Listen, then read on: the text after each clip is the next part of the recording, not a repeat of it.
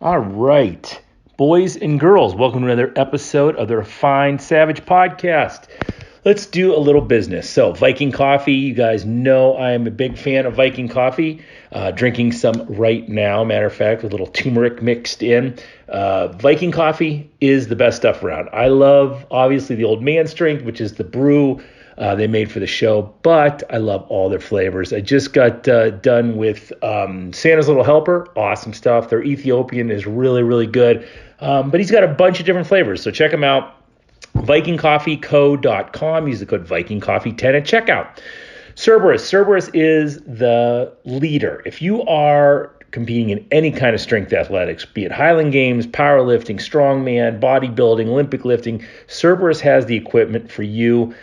They are, like all my sponsors, they're one of us, guys. They're people in our sport who we have rubbed elbows with at these events, who now have companies, and they're doing great stuff. Cerberus is just amazing. Their products are out of this world. Their sandbags, they keep telling you about their sandbags. You guys that are throwing indoors, you should be using a Cerberus sandbag. They are just way better than all the other competitors.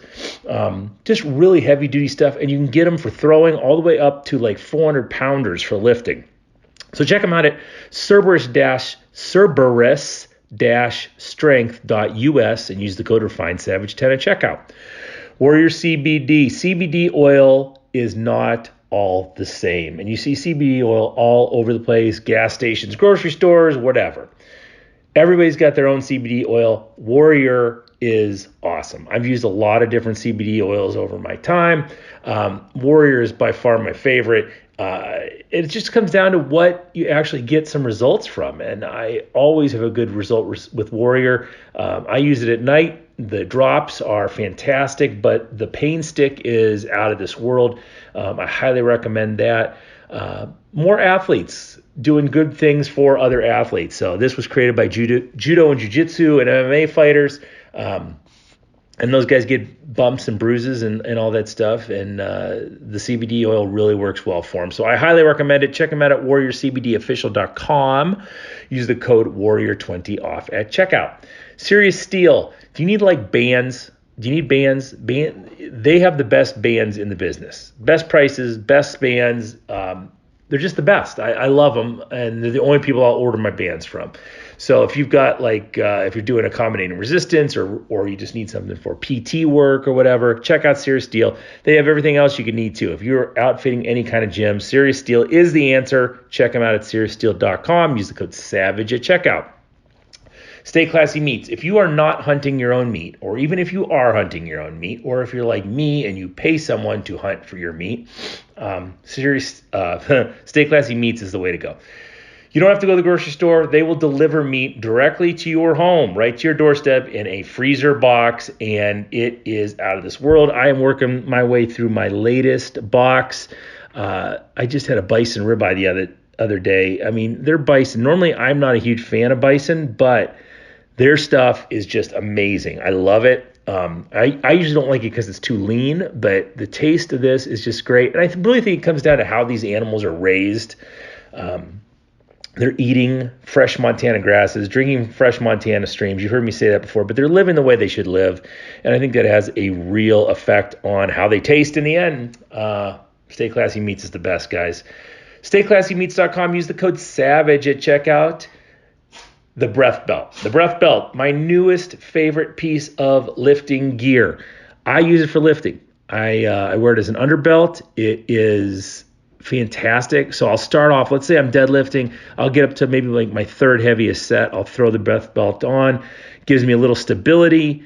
You can use it. I have a lot of people in my gym who just use that as a belt. But when I get up to my very heaviest set, I'll put a power belt over top of it, and it is amazing. I mean, the stability, the performance, it's out of this world. But there's a million different uses for the Breath Belt, from running to rehab work. If you've got hip pain, if you've got back pain, it's the best. And there's a million different ways to use it. You can get a hold of Jesse on Instagram at the Breath Belt, and he'll answer questions for you. In the meantime, if you want one, check out thebreathbelt.com. Use the code SAVAGE20, all caps, SAVAGE20 at checkout. Finally today, the online programming.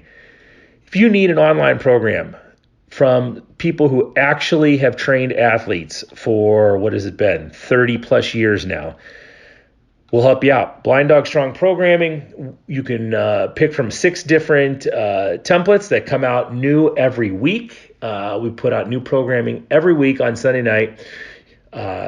Whether you're a Highland Games athlete, track and field athlete, maybe you're a coach who has a team that you're working with, if you're just looking for fitness, if you love the kettlebells, if you are stuck in your home and have to do all body weight exercises, we have a program for everybody. So check it out. We also do virtual personal training. We do personalized programming. We do it all. Check us out. Shoot me a message at The Refined Savage. I'll answer any of your questions, or you can shoot me an email at blinddoggym@gmail.com, and we'll answer all of it. All right, let's get on to the show today. So today we're going to do something that we haven't done in a while, and I keep saying we're going to do it, and then I never get around to doing it. So I get a lot of questions on Instagram and through my email. Excuse me, drinking my Viking coffee there. And it seems like I answer the same questions over and over and over again. Not that I mind doing it, but I figure if I do an episode, a Q&A episode, and just kind to go over some of these questions, I've got like 7, 8 questions here that I picked that we'll go over today if we get enough time, and just go over these, and hopefully people will be able to reference this anytime they want. So let's go. First question I get. So I get a ton of questions on Carnivore. So here's the deal. I've been on Carnivore since 2018. I think it was December 2018 I went on. So we're looking at,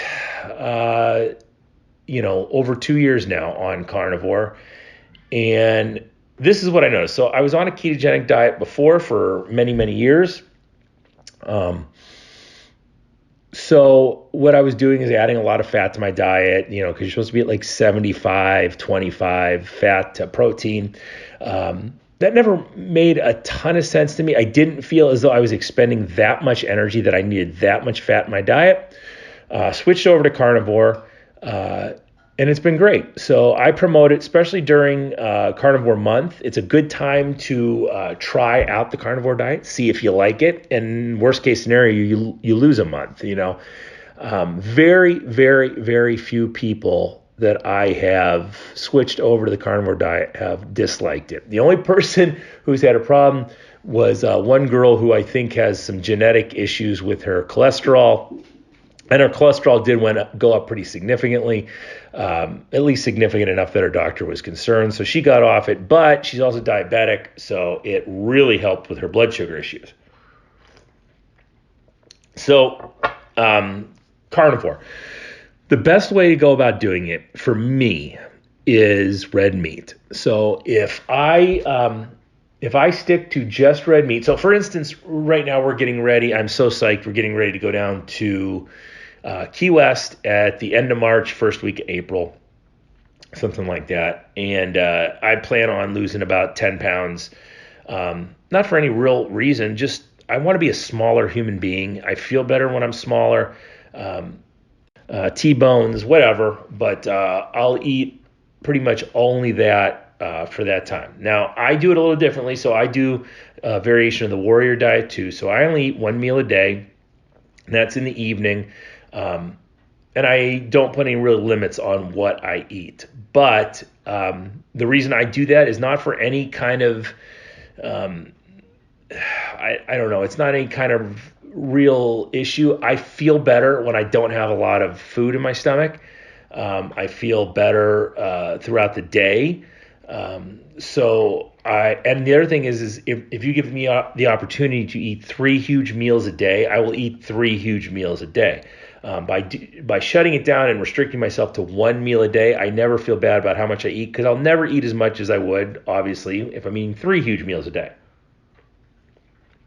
So I do that, and I'll eat probably, 2 ribeyes a night, maybe 24 ounces total of meat. That's plenty.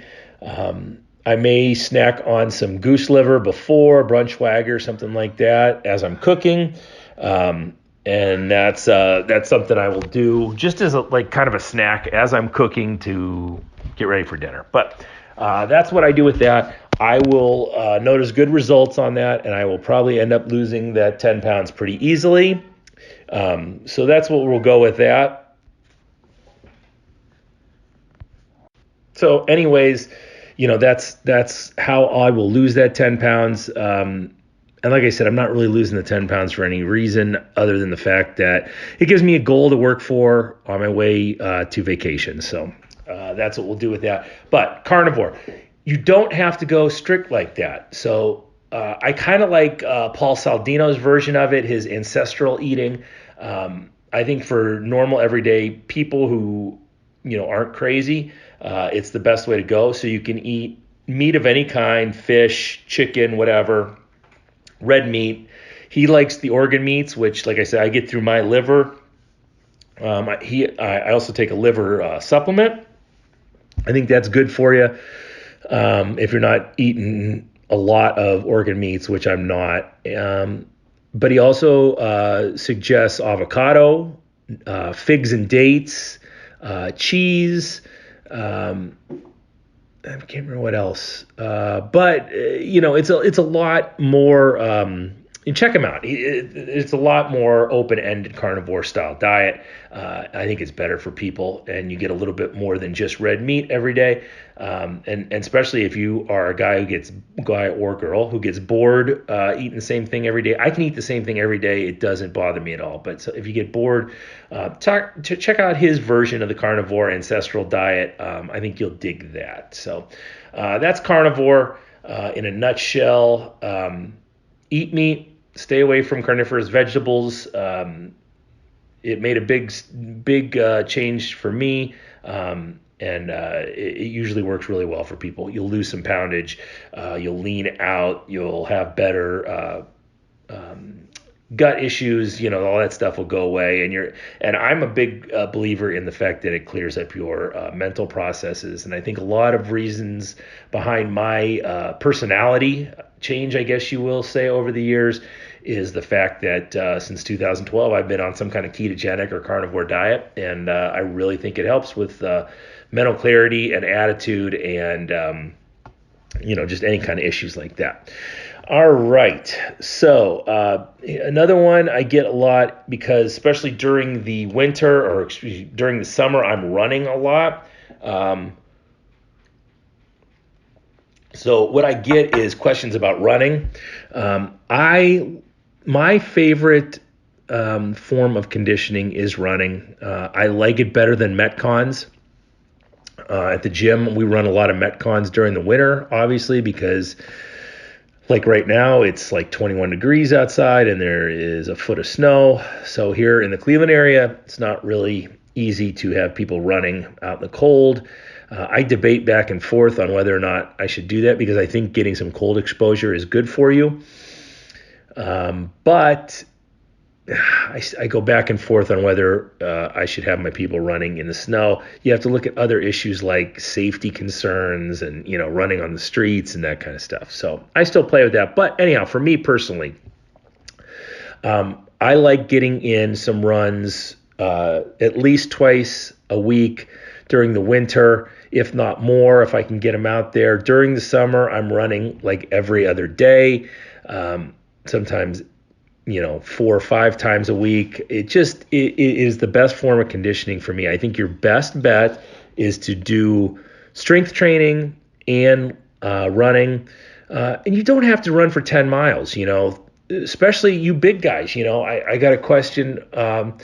The question that I got most recently was, does it affect your knees and joints? Yeah, it does. And it affected my knees and joints way more when I was 260 and when I was 240 and when I was 230.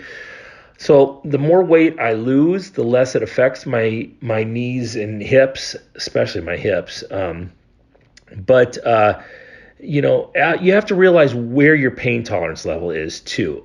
I will not run often over, say, 3 miles, because 3 miles gets to the point where it becomes an exercise in pain tolerance as opposed to cardiovascular conditioning.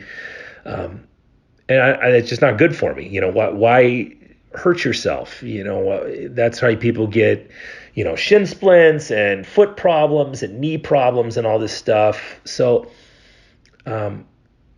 find your pain tolerance level. And some of you, it's going to be, a half a mile at first, and you're just going to have to just slowly build on it. The good thing about running is the more you do it, the better you get at it. I know people think that isn't always true, but it really is. It's one of those things where you can continue to get better and better and better, as long as you don't go crazy with it. Just add a little bit at a time and be safe about it. Keep an eye out for stupid things, right? Like, your foot starts hurting, and out of the blue. Don't keep pushing that, because then it becomes a knee issue or a hip issue or ankle issue, and then you're out for a long period of time. So keep an eye on little things like that. If you start to have a weird pain somewhere, just lay off for a couple days and let it heal up. I think that's the best way to go around doing it. But that being said, run when you can, especially if you're in a place where you've got a decent climate, build up to 3, 4, 5 times a week, but not huge distances, right? And then if you're in colder climates, once or twice a week or however often you can get out. But like I always say, I'm a big believer in train every day. Do something every single day. It's the way to go. Especially if you're not training specifically for some kind of competition. Get your 30-minute workout in every day of some kind at least, and just keep moving, guys. So I got one question about, I get a lot of questions about the training differences between Highland Games training and jiu-jitsu training. So you're looking at two completely different sports, right? More Viking coffee. So jiu-jitsu has a much higher degree of flexibility.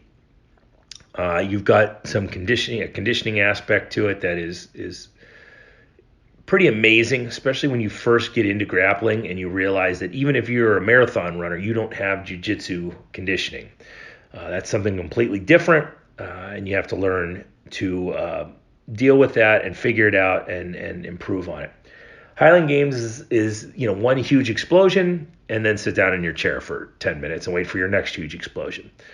But there's a fair amount of power and explosion in jiu-jitsu. That being said, if you are a jiu-jitsu guy who is just trying to get through the belts and maybe does a competition once in a while or just wants to get better at it, or if you're a Highland Games athlete who is an amateur and is just, starting out or is not really interested in or, realistically interested in making the pro ranks or anything like that, your training does not have to be that different for either one. You can certainly do both at the same time. When I was a pro Highland Games athlete, my whole world revolved around being a pro Highland Games athlete, and my training really mirrored that. That's all I was training for was Highland Games, and I was not going to go for a run. I was not going to go play pickup basketball or go for a long hike because it could affect my workout. With jiu-jitsu, I'm sure if you're a high-level jiu-jitsu fighter, if you're Gordon Ryan or something, your training is going to look completely different than a high-level Highland Games athlete. But if you're just a guy who wants to do both and you're not necessarily looking to win prize money in either, I don't think you can go wrong with a base program where you're squatting, you're pulling, you're pressing, you're slinging kettlebells, you're getting some conditioning in, you're getting some core training in. It doesn't have to be rocket science. People who are telling you that they have the answer to training or they have the only way to train or that you're an idiot for following certain patterns. Look, I've been doing this shit since 1987, and I'm telling you, there's a billion different ways to train, and the best way to train is the way that is going to get you in the gym every time you're supposed to be in the gym. And as long as you're pressing, pulling, hinging, carrying, squatting, getting conditioning in, I think you're going to do yourself a service. Just train. Don't worry about specifics of your training until you're at a point where you have to make a decision. You're not going to be a high-level Highland Games athlete and a high-level jiu-jitsu fighter. It's just not going to work. You're not even going to be a high-level Highland Games athlete and a mediocre jiu-jitsu player. You're not going to be high level at either one, most likely. But if you get to a point where one is looking like, wow, I could be good at this, then back off the other one and really focus. That's my advice. You do whatever the hell you want. Another thing is I get questions about kettlebells and mace training with Highland Games. So here's my caveat to this whole thing is I didn't really get into kettlebells till about 3 years ago. And now I look at it completely differently. So when I was doing Highland Games, I played with the notion of getting rid of upper body barbell work. I played with that a lot and thought about it a lot and was kind of too chicken shit to actually do it. Because I started to think about what we actually do as Highland Games athletes or shot putters or discus throwers or hammer throwers or whatever. And I started to think, how often do we press in those sports? And obviously you have a push at the end with the shot and the stone put. And I think it helps to have some base strength there, especially if you're a glider. So the glide shot putters back in the day had gigantic bench presses. It kind of makes sense, right? I was a glide stone putter. Because I wasn't good at the spin. And I learned the glide as a high school kid. So I played with the spin some. I was never very good at it. And so I glided. But I always played with the thought of, what if and I never did any Olympic lifts. There was never any Olympic lifts in the programming. I wasn't any good at those either. And I just didn't think that you got as much bang for your buck as some throws coaches thought you did. So I played with the notion of squatting heavy, deadlifting heavy, and for all my upper body training, doing body weight exercises and slinging kettlebells. I just never really put it into motion. Now, I think that was a mistake. I think that I was on the right path when I was throwing, and I think that if I would have done the majority of my upper body training with kettlebells, body weight exercises, the mace or the gada, Indian clubs, things like that, I think I would have got a lot more out of my body.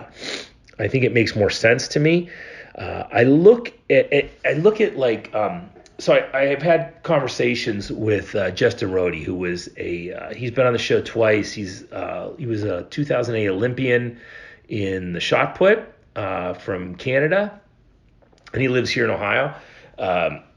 And he talked about when he was with Bondarchuk and how much Bondarchuk did as far as throw specific strength training after their event. So they would throw the shot put, and then they would spend some time throwing kettlebells or dumbbells or puds or whatever. And when you think about that, and you think about what that looks like, it's very easy to take that back to kettlebells and mace swings.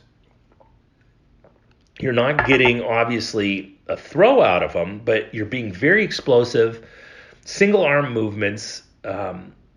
You can do your Olympic lifts that way. You can do heavy pressing that way. You can do Turkish get-ups that way for your core stability. Windmills for shoulder stability and movement. Snatches, swings, all that good stuff without having to tax your body with Olympic lifting, heavy bench pressing, which almost always leads to some kind of injury. Strict pressing, that kind of stuff. I think you can get a lot out of the kettlebells. Now look, I didn't do this when I was a pro. I wish I had, though, because I think I would have got more out of it. I think the way to go, and if I were doing it all over again, if I was, 27-year-old Mark running into the pro circuit, I would have squatted heavy, box squatted, or done regular squats heavy,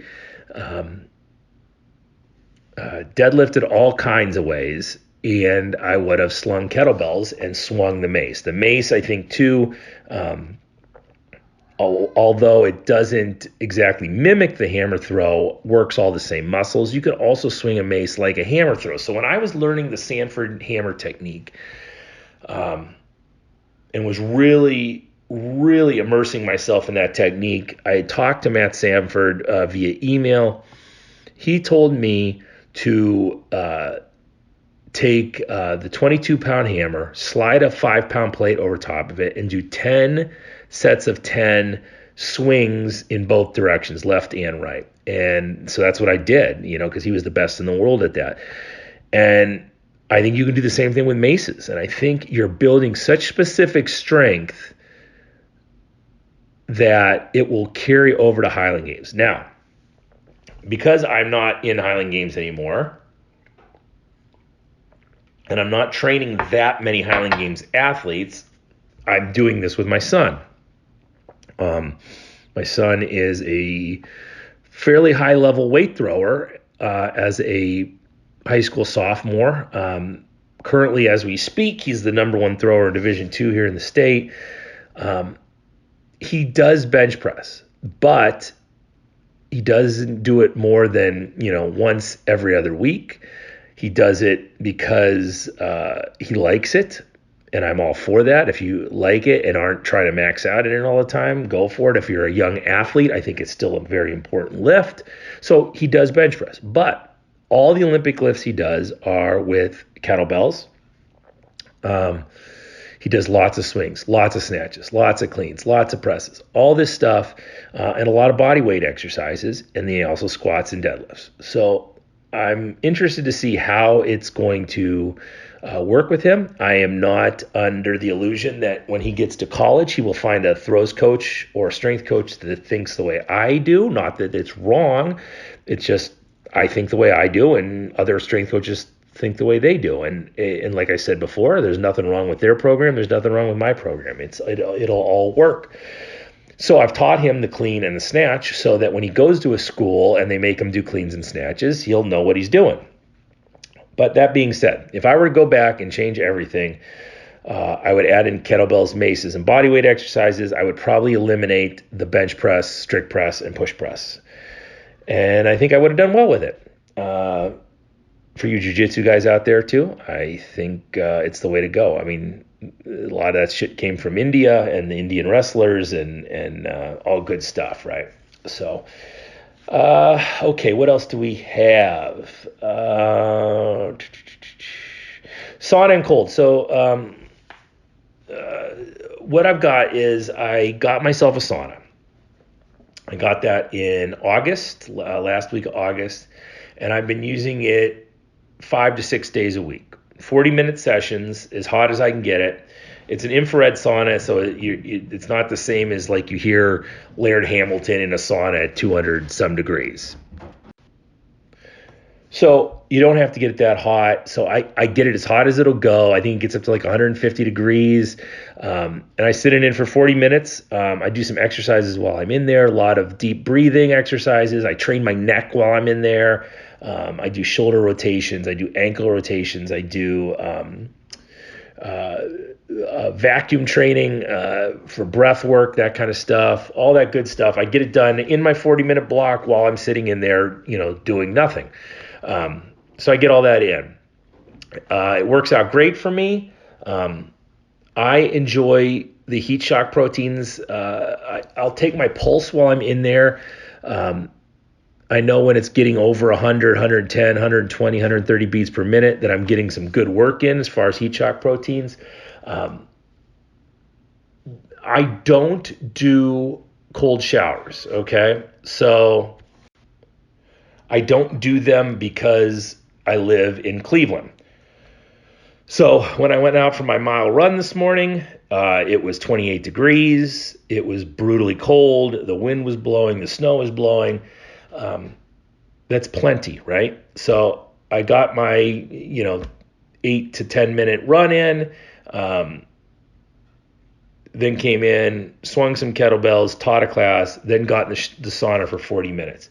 Some days I'll just go and walk around the parking lot between my workout and the sauna. So I'll go out in a t-shirt and whatever shorts I'm going to wear into the sauna, and I just walk around the parking lot for 5 minutes in the cold and just get that in. I like to do the cold first and end on hot. I heard a doctor talking about this, this environmental hormesis, which is using the environment to get some benefits from it. So he said to try to always end on hot and stay as hot as you can. And one of the reasons he was talking about that was when you do that, it's like running a low-grade fever every single day for 40 minutes. So if you have some kind of weird bug in you, virus in you, or in the corona thing here, you're running a low-level fever every day for 40 minutes. So he talked about trying to get that in and then stay as warm as possible. Don't go out and get the cold right afterwards, which is the way most people do it.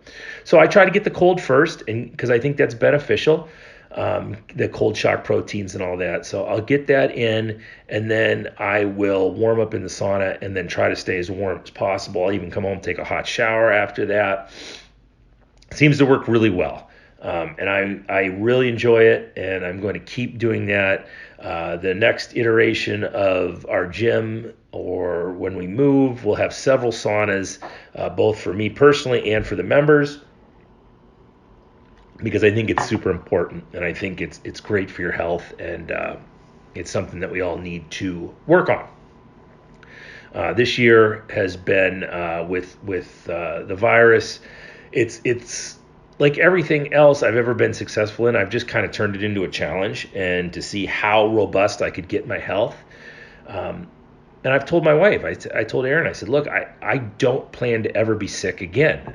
And that's the goal. I mean, I'm talking about anything. I'm trying to dial my health into a point where things like the common cold and the flu don't bother me, And I think that's possible. I think we accept it as normal that we get these viruses every year, and I think there's things that can be done, and I'm looking at it as a challenge. It's a new way for me to think about things, and I'm trying to, you'll see a lot of my Instagram tags will be, physical culture and robust health. That's where I'm at in my training career right now, and I'm really concentrating on that. And when I turn it into a competition, it becomes less of a woo-woo, holistic, weirdo, hippie bullshit kind of thing, and more of a, how awesome can you be at being healthy, and that's the way I look at everything. So I turn it into a competition. That's where I'm at. I think sauna and cold exposure is a big part of that. Let's talk a little bit about the virus and the lockdowns and all this stuff, because I get people who, if you noticed, I've talked a lot about that this year, and I get messages both pro and con about what I say. I tend to look, when people say that no one saw this coming or this was inevitable, it was totally foreseen. I literally was reading Dan Carlin's book, The End is Always Near, literally weeks before the virus broke out, or before we all knew what it was. And they talked about this, a global pandemic. It was coming. It was inevitable. It happens all the time, yada, yada, yada. What happened was we had no one actually preparing for it at all in any way in the government, okay? We also have a country that has become so soft and so weak and so afraid of offending anyone that poor health and weakness has become a virtue, along with fear. That is a dangerous combination for dealing with something like this. When you are too politically correct to tell someone that your shitty health and your shitty health habits is going to lead to really poor outcomes when you deal with this, that's an issue. It's an issue when magazines run issues with covers of really overweight people and claim that it's healthy. Um,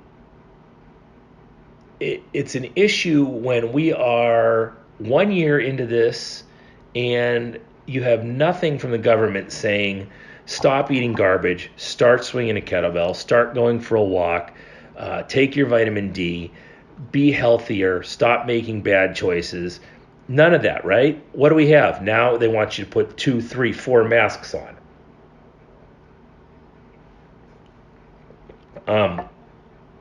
And that's their solution. You should wear more masks. You should stay away from people. Um, and it's not just the United States, but we are ripe here in the United States for horrible outcomes when we're dealing with this. Okay, we have people who don't understand nutrition. We have a government that has preached for years this it's not even outdated. It's just out and out wrong food pyramid. I mean, if you're my age or older, remember that fucking food pyramid they stuffed down your throat when you were a kid, and you had to eat all these grains and cereals, and that was the right way to go, and you couldn't eat eggs or anything, or meat or cheeses or anything like that.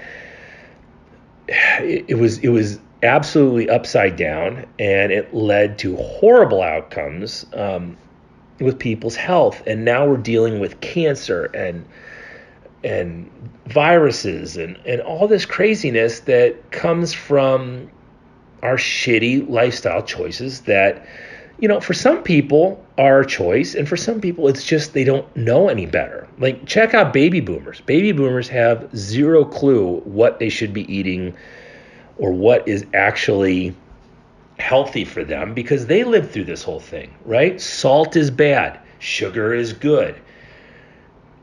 When it's the exact opposite. When I get out of my sauna every day, I drink a cup of water with a teaspoon of salt in it to get those electrolytes back in me. Salt is good, guys. It's good for you. You need it. It's an essential nutrient. You got to do that. So we had this disease come here.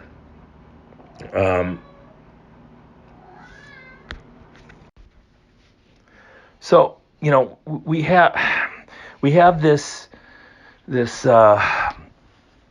country that's ripe with people who are not physically or mentally prepared to handle this. And then they unleash this virus, okay? So I'm a firm believer that it did come out of the lab. Just too many inconsistencies with the way it acts. To me, it makes more sense that it came out of a lab. I don't care where it came from.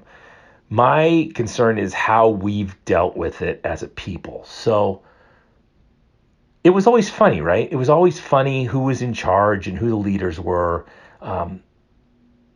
because it really didn't make that much of a difference who was in charge. Everything ran the way it ran. I didn't know who our governor was in this state until they locked my business down. Now, that being said, I kind of say they locked my business down. When this first came out, I closed my gym voluntarily. So we were hearing, 14 days to stop the spread, to flatten the curve. Remember all that bullshit? So being in the health business and having a wife who was a nurse and discussing it with her, we thought, okay, this is the way to go. We don't really know what this is. We will shut down for 14 days. We will, and I remember writing on the board, opening April 1st. So we shut down, and then we weren't told to shut down. And then literally hours after we shut down, the governor came on and shut everything down. Unprecedented amount of power just snatched out of the air. And because everyone was scared, we didn't bat an eye. We just let it happen. And then all of a sudden, there was a stay-at-home order and the lockdowns, and people were still like doing it out of concern because we didn't know how bad this was. And then you started to see the writing on the wall and what it was and what they were planning. And all of a sudden, 14 days turned into months. And you started to realize that maybe this wasn't all about the virus. Maybe this was a power grab. Maybe this was about getting a unpopular president out of office. And that all seemed like a big conspiracy theory, right? That you would wreck the economy just to get a guy out of office. And when I say unpopular, he was popular with, 77, 80 million, however many people voted for him. He was popular with a huge amount of people. But I think in the government establishment, he was very unpopular. He was a boat rocker, and they didn't like him. And I think that there was a high level of conspiracy amongst the powers that be to get him out. And the way to do that was to hit the one thing he was actually good at, and that was the economy. Now, I was never a fan. I was never a Trump fan. But then again, I wasn't an Obama fan. I wasn't a Bush fan. I wasn't a Clinton fan. I wasn't a Reagan fan. I think once you start to realize that these guys are all basically just corrupt war criminals in a lot of situations, you don't really have a love for any of these people. And so I'm not backing Trump here, but I'm saying that a lot of this, in my opinion, was a power grab and a way of getting an unpopular with the establishment president out of office. And it worked. And then it's amazing where that sounded like a crazy thought until literally the week that Biden takes over, all these insane governors like Gavin Newsom and Cuomo come out and say, well, we got to open the economy back up again. Really? What was the big change? Do we have some big change that I didn't know about? Is the virus less contagious? Or what? I mean, what did it go away? Why all of a sudden now do we open everything back up? So it's super transparent what they were doing. So my biggest problem with 2020 was not the virus. It was not the virus itself. Those things are going to happen throughout human civilization. What my biggest concern was the tyranny. And anytime I've mentioned that, like I've got a buddy whose name I won't mention, who's a huge lefty. I mean, you could set an orphanage on fire, and if you're if you're a blue state governor, then you're okay. And he said, "Oh, just wear the mask." I think everyone's wearing the mask, but you can't tolerate a little bit of tyranny. You can't tolerate it. It's not just about wearing a mask. It's about the huge power grab that they took. They shut down all the small businesses. They picked which businesses could be left open and which businesses could be shut. And isn't it amazing that all the small businesses were shut down, but the Walmarts and the Targets and the big chain stores, the Home Depots, all these things were left open. Amazon had record profits. All these politicians that if we would have done what they did, we would have been arrested for insider trading. But they were able to get ahead of this and make moves that made them millions and millions of dollars. Look into it. I'm telling you the truth. But if we would have done it, we would have been criminals. It's all very interesting to me. And what it looks like for me, what really makes me happy about 2020 and going into 2021 is the fact that we are starting to red pill people. Remember that scene from The Matrix, you take the blue pill and go about thinking everything's the same, or you can take the red pill and everything will change and you'll start seeing the world for what it is. And what we're seeing now is the world for what it is. If you are blindly supporting a political leader or a political party, if you are a Democrat or a Republican, and you are supporting and even celebrating these criminals, you are part of the problem. Okay? You have to stop looking at yourself as liberals or conservatives and start looking at yourselves as free men and women and finding ways to make yourself more free. And the first step to regaining your freedoms is to take that red pill and see things for what they really are. Look at what's going on right now with the financial stuff going on with the GameStop. Now, I don't understand it. The short sells and all this shit. I'm trying.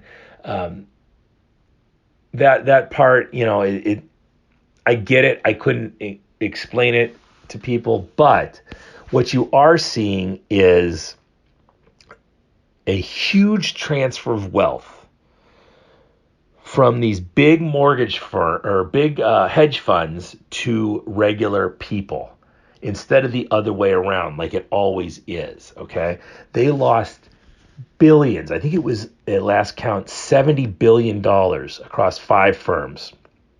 And all that wealth went back into the hands of the plebs, right?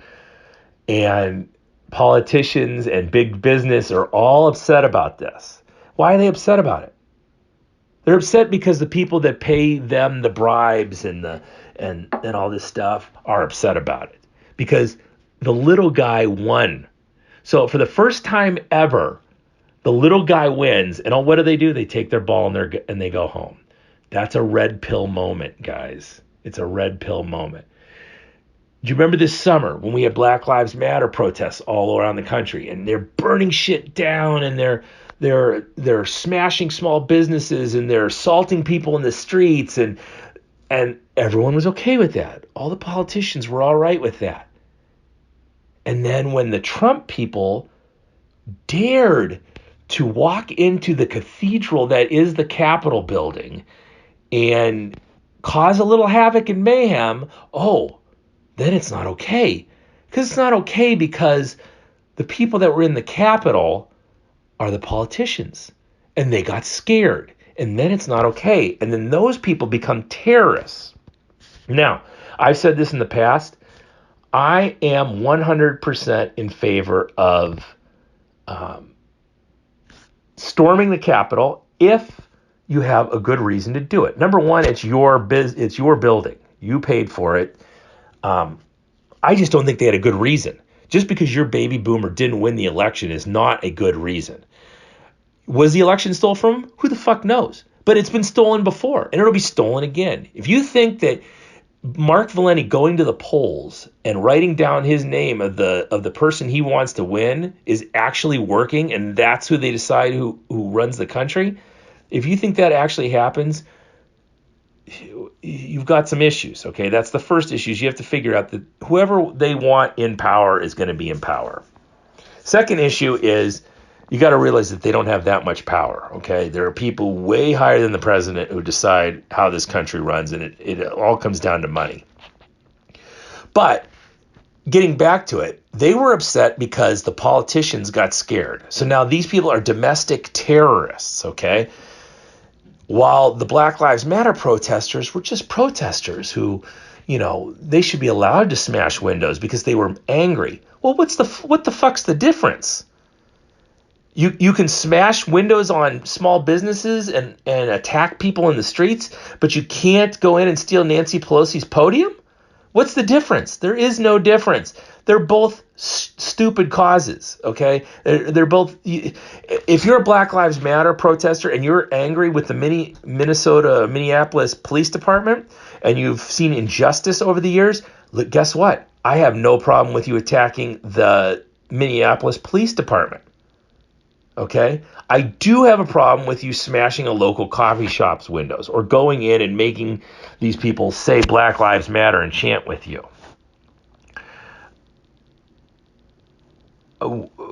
I also, like I said, have no issue with you storming the Capitol. If you're upset with the insane amount of taxes we pay, or you're upset with the insane amount of people we kill in foreign wars that have really nothing to do with us, okay? Why are we still in Syria? Why are we still in Afghanistan? Why are we still in Iraq? Why do I have a podcast with a guy in East Africa tomorrow? We have the most powerful military in the world that could squash all these conflicts in a matter of weeks, and then we stick around and stick around and stick around and stick around. So we have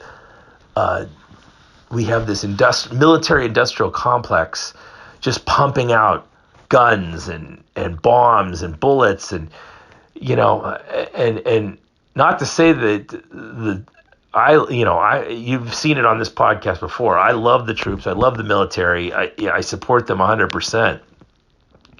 But I don't support these endless wars. There are much better ways of going about these wars. And I think if anyone was honest at the highest level, we would figure out a way to, if we do have to go to war, which is probably the worst thing you can ever have to do as a nation, there is a different way to prosecute these wars that aren't as corrupt as they are now. I think I've gone down a huge rabbit hole and have gone on a tangent. But the bottom line is, what I'm hoping is that more people get red pilled through these moments like this election and through COVID and through the Wall Street stuff, and they start to kind of see behind the curtain and see that the emperor has no clothes on, and see what this is, and stop supporting these political parties just because they're instilling fear and hatred in the other party, okay?